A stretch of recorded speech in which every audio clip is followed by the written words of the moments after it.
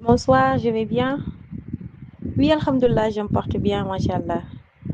Ah, aujourd'hui, tu m'invites sur mon terrain, la condition féminine. Avec plaisir. Et oui, oui, c'est vrai. Femme autonome, femme indépendante, femme battante. D'accord. Oui, c'est des notions, c'est des concepts qu'on a tendance à entendre actuellement.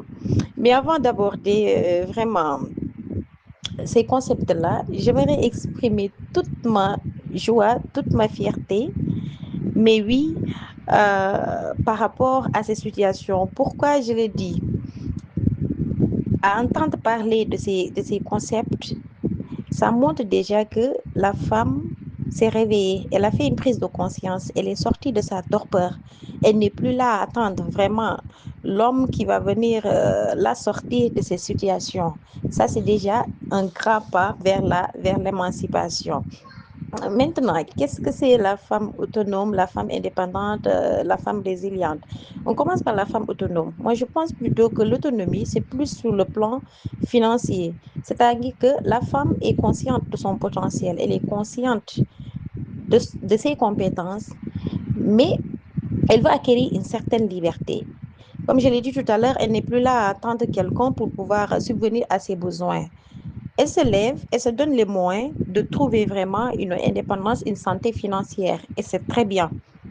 Euh, D'un autre côté, le concept de femme indépendante, il est un peu nuancé par rapport à femme autonome, mais la nuance, elle est un peu subtile. L'indépendance, je pense que c'est plutôt sur cette capacité à opérer des choix de carrière, des choix de vie, mais tout en respectant les normes, les codes de la société. Il ne s'agit pas de dire je suis libre de choisir mon mode de vie, je suis libre de choisir une carrière jusqu'à se comporter d'une manière vraiment qui va à l'encontre avec les codes de la société.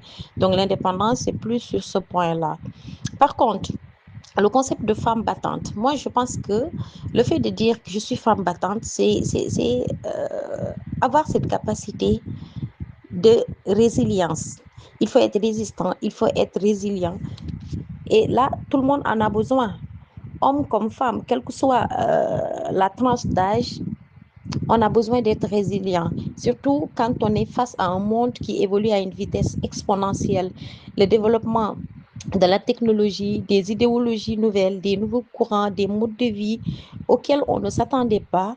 On a vraiment besoin d'avoir un mental de fer, un mental d'acier pour pouvoir s'en sortir. Et là, c'est d'abord un mindset, c'est un état d'esprit.